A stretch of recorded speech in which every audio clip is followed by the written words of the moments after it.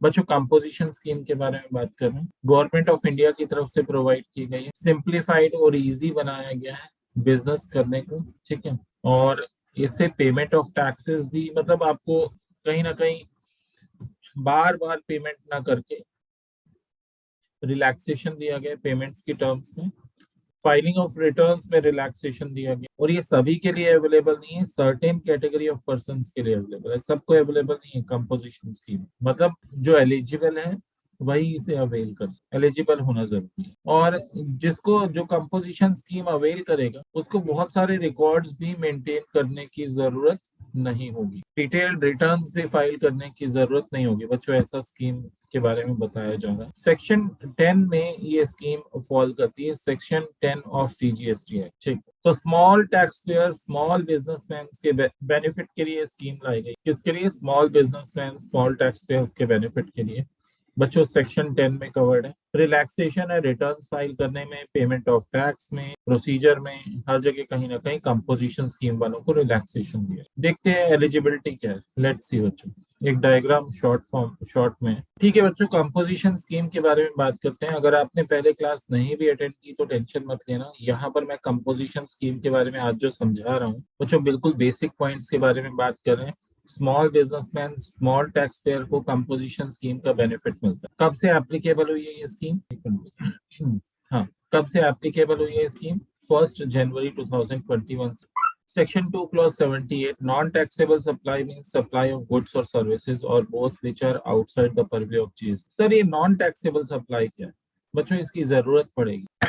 जिन पर जीएसटी नहीं लग रहा उसे नॉन टैक्सेबल सप्लाई बोलेंगे, जिस पर जीएसटी एप्लीकेबल नहीं है, जो जीएसटी के परव्यू से बाहर है। कौन सा है अभी तक जो जीएसटी के परव्यू से बाहर है? अल्कोहलिक, लिकर वगैरह वो सब जो है ना, वो जीएसटी के परव्यू से बाहर है।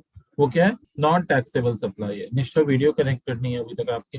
हाँ जी, तो बच्चों कंपोजिशन लेवी स्कीम के बारे में बात कर रहे हैं हम लोग। अच्छा, कंपोजिशन लेवी स्कीम अवेल कौन कर सकता है, कौन एलिजिबल है इसके लिए? बच्चों ट्रेडर एलिजिबल है, मैन्युफैक्चरर एलिजिबल है, रेस्टोरेंट सर्विस प्रोवाइडर भी एलिजिबल है, ठीक है ना।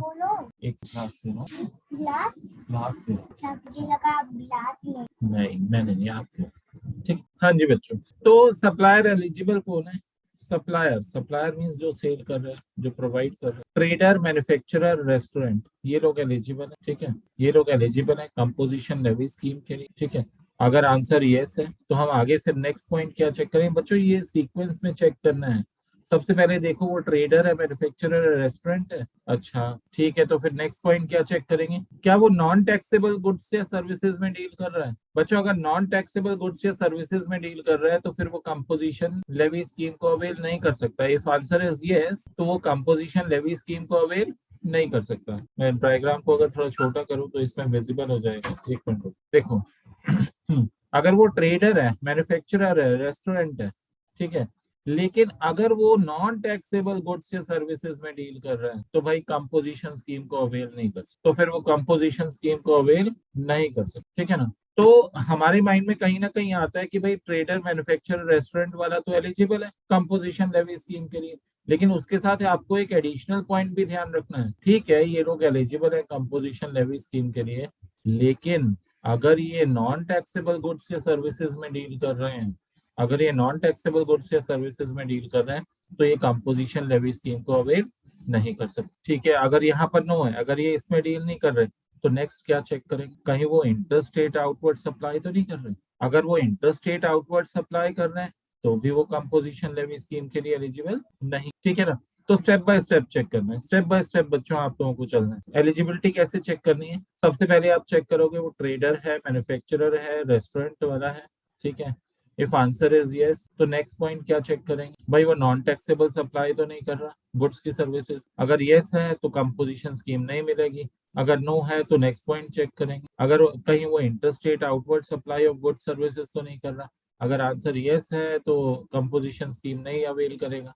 अगर आंसर नो है तो नेक्स्ट क्या चेक करेंगे? कहीं ईसीओ के थ्रू तो नहीं कर रहा, ठीक है। अगर आंसर यस है तो कंपोजिशन स्कीम में, अगर आंसर नो है बच्चों, अगर इन सब का आंसर नो है, इन तीनों पॉइंट्स का आंसर नो है, trader, manufacture, restaurant service, restaurant वाला है, और इन तीनों का आंसर नो है, तो वो कंपोजिशन लेवी स्कीम को अवेल कर सकते, ठीक है ना। तो वो कंपोजिशन लेवी स्कीम को अवेल कर सकते। अच्छा, ये तो बात हो गई ट्रेडर, मैन्युफैक्चरर और रेस्टोरेंट के बारे में। बच्चों एक लेटर ऑन भी एक अमेंडमेंट हुई जिसके थ्रू सर्विसेज के लिए भी कंपोजिशन स्कीम को अवेलेबल करवाया गया। देखो क्या लिखा है बाद में बच्चों, एक सेक्शन इंसर्ट किया गया था, सेक्शन 10, ठीक है ना, 2A, supplier of services has option to claim composition scheme. बच्चों इससे पहले सर्विस सेक्टर वाले कंपोजिशन स्कीम को अवेल नहीं कर सकते थे, अदर सर्विसेज वाले कंपोजिशन स्कीम को अवेल नहीं कर सकते थे, ठीक है ना। इसके थ्रू प्रोवाइड किया गया कि सर्विस वाले भी कंपोजिशन स्कीम को अवेल कर सकते, ठीक है। अच्छा, यहाँ पर नॉर्मल केसेस में लिमिट है 1.5 CR और 75 लाख। देखो नीचे दिया हुआ ये नॉर्मल केसेस जो इधर दिए हुए, ट्रेडर, मैन्युफैक्चरर, रेस्टोरेंट वाले में लिमिट कितनी है? Person is eligible to opt composition scheme provided previous year aggregate turnover less than और इक्वल टू 1.5 CR और कुछ स्टेट्स के अंदर 75 लाख की लिमिट। तो या तो 1.5 करोड़ की लिमिट है या फिर 75 लाख की लिमिट है। किसके केस में? ट्रेडर, मैन्युफैक्चरर, रेस्टोरेंट वाले के केस में ये लिमिट दी हुई है कि अगर प्रीवियस ईयर में एग्रीगेट टर्नओवर 1.5 करोड़ को एक्सीड नहीं करती तो करंट ईयर में आप कंपोजिशन स्कीम के लिए एलिजिबल हो। अगर प्रीवियस ईयर की टर्नओवर 1.5 करोड़ को एक्सीड नहीं करती तो करंट ईयर में आप कंपोजिशन स्कीम के लिए एलिजिबल हो।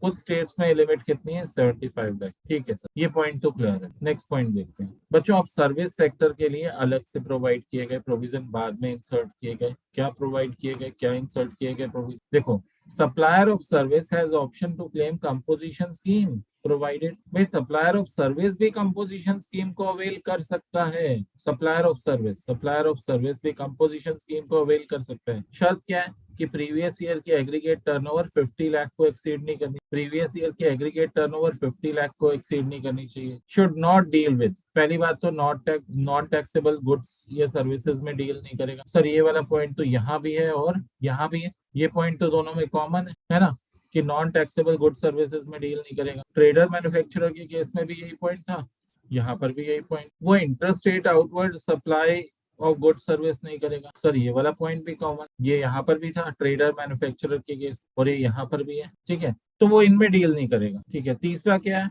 गुड सर्विसेज प्रोवाइड नहीं करेगा ईसीओ के थ्रू। सेम कंडीशन यहाँ थी, मतलब ये तीन कंडीशंस दोनों केसेस में कॉमन है।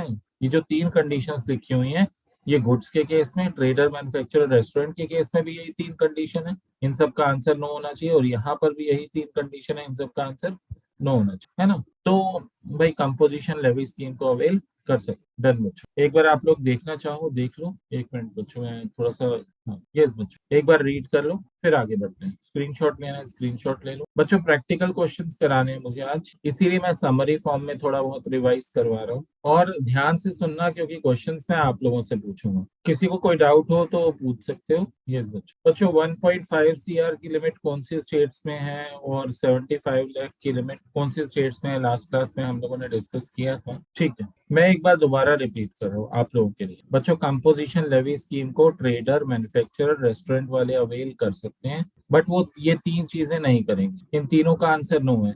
नॉन टैक्सेबल गुड्स या सर्विसेज में डील नहीं कर रहे।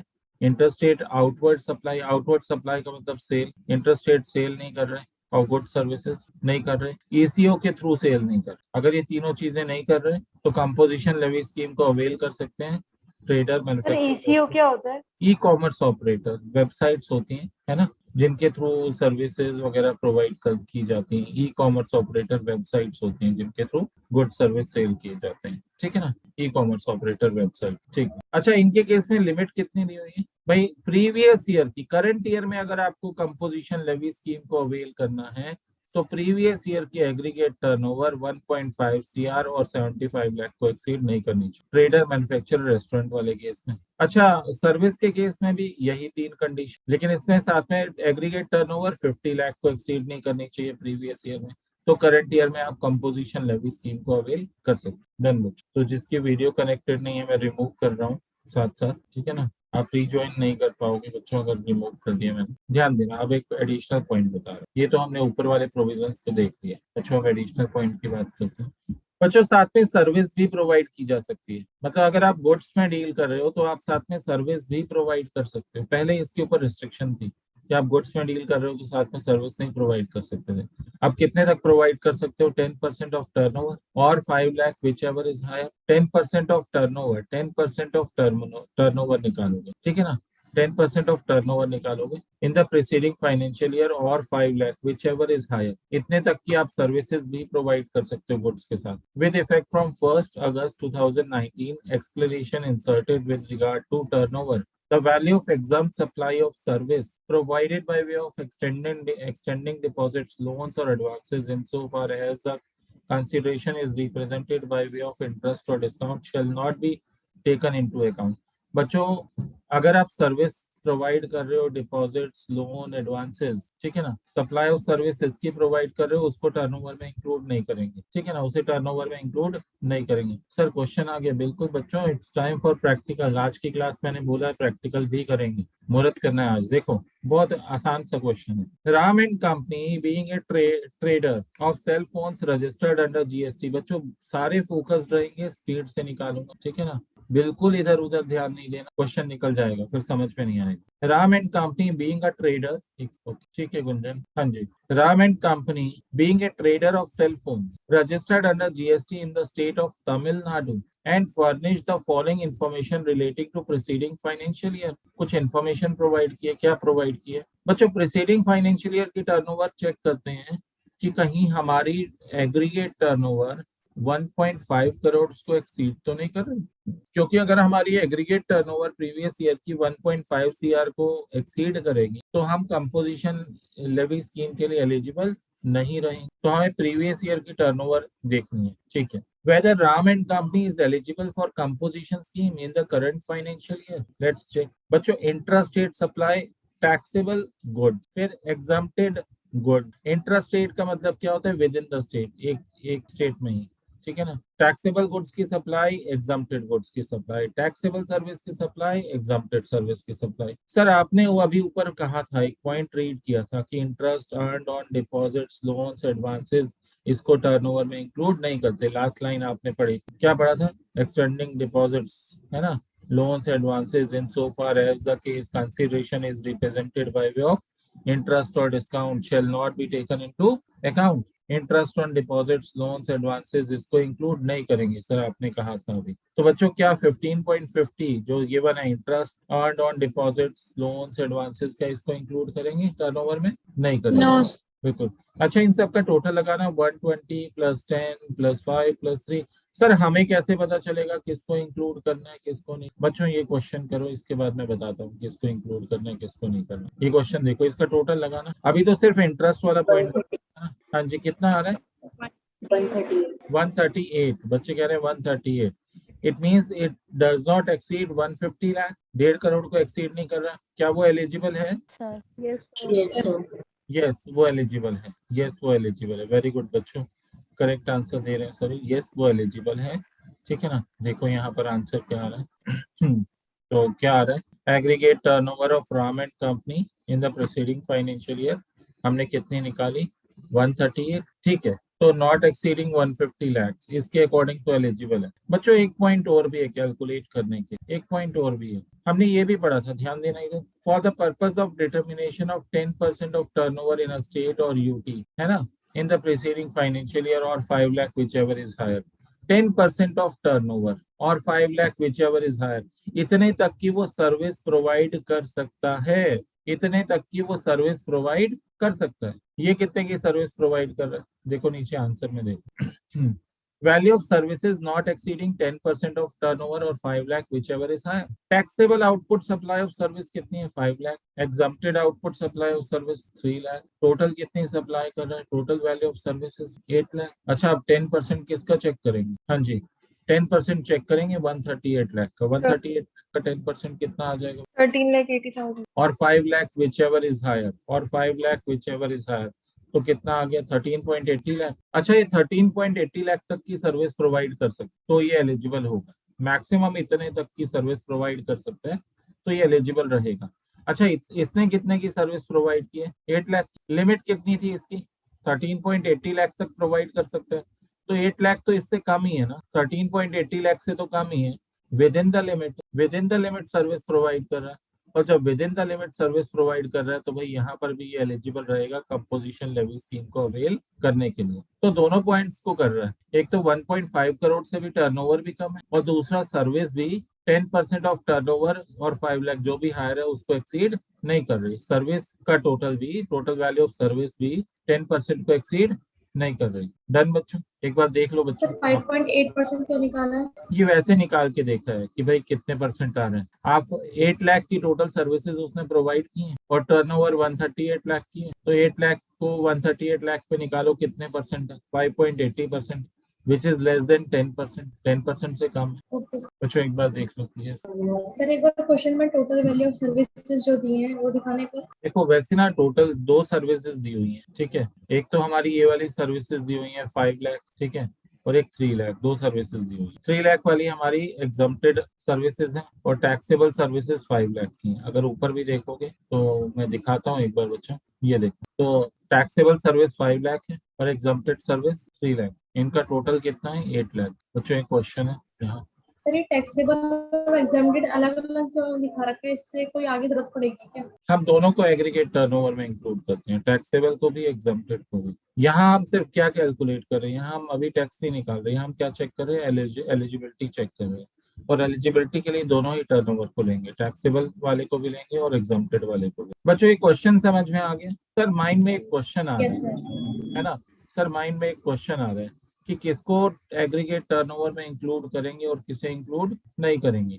ऐसा कुछ कहीं पर लिखा हुआ है, बिल्कुल बच्चों ये देखो, इस क्वेश्चन के जस्ट नीचे लिखा, ये देखो एग्रीगेट टर्नओवर को डिफाइन किया गया। यहाँ लिखा है एग्रीगेट टर्नओवर इंक्लूड्स और यहाँ लिखा है aggregate turnover excludes. Aggregate turnover में क्या इंक्लूड करेंगे और एग्रीगेट टर्नओवर में क्या इंक्लूड नहीं करेंगे। बच्चों अगर ये पॉइंट याद हो गया फिर तो कोई दिक्कत ही नहीं है ना, कि एग्रीगेट टर्नओवर में क्या इंक्लूड करना है और क्या इंक्लूड नहीं करना। ठीक है बच्चों, ऊपर वाला क्वेश्चन किसी ने स्क्रीनशॉट लेना, इसका स्क्रीनशॉट ले लो। डन, इसका भी स्क्रीनशॉट लेना चाहो ले लो। ठीक है बच्चों, ऊपर से क्वेश्चन का भी यहाँ से स्क्रीनशॉट लेना चाहो बच्चों, रिवाइज कर लेना। ठीक है आगे बढ़ते। जो एग्रीगेट वैल्यू इंक्लूड एक्सक्लूड वाला है उसका भी स्क्रीनशॉट लेना है। हाँ बिल्कुल बिल्कुल, वो मैं डिस्कस कर रहा हूँ, एक मिनट अभी। यस बच्चों, ये डिस्कस करना जरूरी है क्योंकि आगे क्वेश्चन इसी के बेसिस पे होंगे। बच्चों ये हो गया तो आगे प्रैक्टिकल्स में बिल्कुल दिक्कत नहीं आएगी, ठीक है ना, ध्यान देना। देखो एग्रीगेट टर्नओवर एज पर section 2 subsection 6 of CGST act 2007, the term aggregate turnover means the aggregate value of all taxable supplies। भाई सारी taxable supplies को इंक्लूड करेंगे। क्या exempt supplies को इंक्लूड करेंगे? यस, exempt supplies को भी इंक्लूड। एक्सपोर्ट्स ऑफ गुड्स और सर्विस को इंक्लूड करेंगे?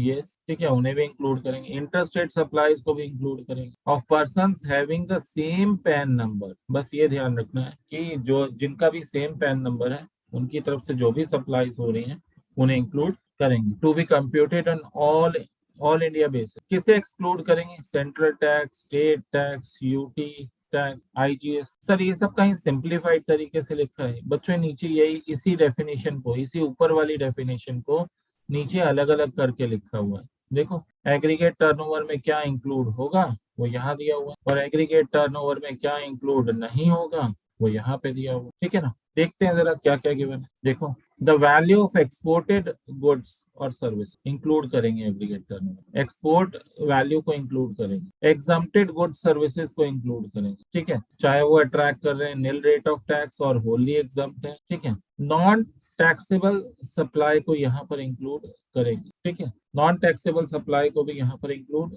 करेंगे, होली एग्जम्प्ट वालों को भी इंक्लूड करेंगे, नॉन टैक्सेबल सप्लाई को भी यहाँ एग्रीगेट टर्नओवर के लिए इंक्लूड करेंगे। इंटरस्टेट सप्लाईज इनको इंक्लूड करेंगे between distinct persons having same PAN. Supply on account on behalf of principal वो तो इंक्लूड करेंगे। ठीक है ना, और टैक्सेबल सप्लाई तो वैसे ही आती है ना, टैक्सेबल सप्लाई तो वैसे ही आती है। क्या इंक्लूड नहीं करेंगे, क्या इंक्लूड नहीं करेंगे, क्या लिखा है? Invert supplies. बच्चों इनवर्ट सप्लाई क्यों इंक्लूड करेंगे? हमने एग्रीगेट टर्नओवर का मतलब सेल होता है, टर्नओवर का मतलब सेल होता है, इनवर्ट सप्लाई का मतलब परचेज होता है। जब टर्नओवर का टोटल लेना है, सेल का टोटल लेना है, तो क्या परचेज को इंक्लूड करोगे? सोच के देखो, जब आपको एग्रीगेट टर्नओवर लेना है, बिल्कुल नहीं करेंगे। है ना, जब हमें सेल का टर्नओवर का सेल का टोटल लेना है तो क्या हम परचेज को इंक्लूड करेंगे? ये कह रहे हैं भाई आरसीएम है ना, शायद इंक्लूड करें, नहीं, आरसीएम को भी इंक्लूड नहीं करेंगे। Inward supplies on which the recipient is required to pay tax under reverse charge mechanism, चाहे रिवर्स चार्ज मैकेनिज्म भी है तो भी उसे इंक्लूड नहीं करेंगे। बच्चों जितने भी टैक्सेस हैं, सेस हैं, इंक्लूड नहीं होंगे। और लास्ट में अभी हम लोगों ने पढ़ा था interest earned on deposits, loans, advances, वो भी इंक्लूड नहीं करेंगे। यस बच्चों, स्क्रीनशॉट ले लो इसका, आगे बढ़ते हैं। डन। सर आरसीएम क्या होता है? Reverse charge mechanism. एक सेकंड बच्चों। यस देखो, आरसीएम के केस को अभी हम लोग आने वाली क्लासेस में डिस्कस करेंगे। किसका क्वेश्चन है बच्चों? मैं ध्यान रखूंगा ना, मैंने आगे बात करा देना। मैं आगे एक्सप्लेन करूंगा। जिसका भी क्वेश्चन है नाम बता देना एक बार, मुझे विजिबल नहीं हो पा रहा। यस बच्चों, गुंजन। Okay done. तो बच्चों ध्यान देना, आरसीएम का केस आगे मैं डिस्कस करूँ, ठीक है। आरसीएम में पता है क्या होता है, जो रिसिपिएंट नॉर्मली टैक्स पे कौन पे करता है बच्चों, ध्यान से सुनना। नॉर्मली टैक्स कौन पे करता है? सप्लायर पे करता है। किसकी लायबिलिटी होती है? जीएसटी गवर्नमेंट को देने की, सप्लायर की। बच्चों जब सप्लायर लायबल होता है उसे फॉरवर्ड चार्ज मैकेनिज्म करते हैं, लेकिन कुछ केसेस में रिसिपिएंट की टैक्स पे करने की लायबिलिटी होती है। कुछ cases section 9 subsection 3, section 9 subsection 4 है ना, उसमें रिसिपिएंट की लायबिलिटी होती है टैक्स पे करने की, तो वो आरसीएम कहलाता है। जहां रिसिपिएंट टैक्स पे करने के लिए लायबल होता है वो आरसीएम कहलाता है, ठीक है ना। डन बच्चों, आगे बढ़ते। अच्छा, कुछ इंपॉर्टेंट पॉइंट्स हैं जो कंपोजिशन लेवी स्कीम के टाइम पे ध्यान रखना है। The turnover will be computed pan wise. भाई आपको पता है कि रजिस्ट्रेशन पैन नंबर के बेसिस पे होता है जीएसटी, और सेम पर्सन एक से ज्यादा रजिस्ट्रेशन भी करवा सकता है। मेरी मान लो अलग अलग ऑफिसेज हैं, ब्रांचेस हैं, तो मैं सबका अलग अलग रजिस्ट्रेशन कराऊंगा, लेकिन मेरा पैन नंबर तो एक, इंडिविजुअल का पैन नंबर एक, तो मेरे एक सिंगल पैन पे अलग अलग 2, 3, 4 रजिस्ट्रेशन जीएसटी के हो सकते हैं, है ना। तो पैन वाइज बेसिस मेरे जितने भी रजिस्ट्रेशन है सबका एग्रीगेट टर्नओवर देखेंगे, ठीक है ना। जितनी भी ब्रांचेस हैं, जितना भी है, सबका एग्रीगेट टर्नओवर देखेंगे, पैन वाइज चेक करते हैं। लेकिन पार्टनर और पार्टनरशिप फर्म का ना पैन नंबर अलग अलग होता है, इसलिए उनकी टर्नओवर का टोटल नहीं लगा। पार्टनर और पार्टनरशिप फर्म का पैन नंबर सेम नहीं होता, अलग अलग होता है, ठीक है। इसलिए उनके, उन दोनों की एग्रीगेट टर्नओवर का टोटल नहीं लगाओगे, वो अलग अलग ही रखो। एचयूएफ और को पार्टनर कौन होते हैं? Member HUF. बच्चों इनके पैन नंबर भी अलग अलग होते हैं, तो इनकी टर्नओवर को भी आपस में ऐड नहीं करोगे। जैसे पार्टनर और पार्टनरशिप फर्म की टर्नओवर को ऐड नहीं करोगे, वैसे ही एचयूएफ एंड को पार्टनर की टर्नओवर को भी ऐड नहीं करोगे। नेक्स्ट पॉइंट देखते हैं। Supply of goods after completion of job work by registered job worker shall be treated as supply of goods by the principal refer to in section 143 of the CGST act 2017 and the value of such goods shall not be included in aggregate turnover. Job work की बात कर रहे हैं, ठीक है ना, तो value include नहीं करेंगे। ये अभी टर्नओवर प्रिंसिपल से एजेंट से प्रिंसिपल आगे डिस्कस होने में से, खैर आपके लिए इतना इंपॉर्टेंट भी नहीं है। Composition scheme SSC is not eligible to ITC. जो कंपोजिशन स्कीम को अवेल करेगा वो आईटीसी के लिए एलिजिबल नहीं है। Casual taxable person and non resident taxable person, ये भी कंपोजिशन स्कीम के लिए एलिजिबल नहीं है। नहीं। इसके अलावा persons not entitled to avail composition Section 10, subsection 2 of CGST Act 2017 specifies the benefit of composition scheme shall not be granted if a taxable person is, बच्चों ध्यान देना, engaged in supply of service other than restaurant or outdoor catering service, ठीक है ना। except supply services other than those referred to in clause। और खैर in short अगर मैं बताऊं तो जो सर्विसेज के लिए एग्जम्पशन अवेलेबल भी है ना, सर्विसेज वाले अगर कंपोजिशन लेवी स्कीम को अवेल कर भी सकते हैं, तो उसका सेक्शन ही अलग है। उसका सेक्शन 10 सबसेक्शन 2 नहीं है, उसका सेक्शन 10 सबसेक्शन 2A है, ये ध्यान रखना। तो सर्विसेज वाले का अलग है,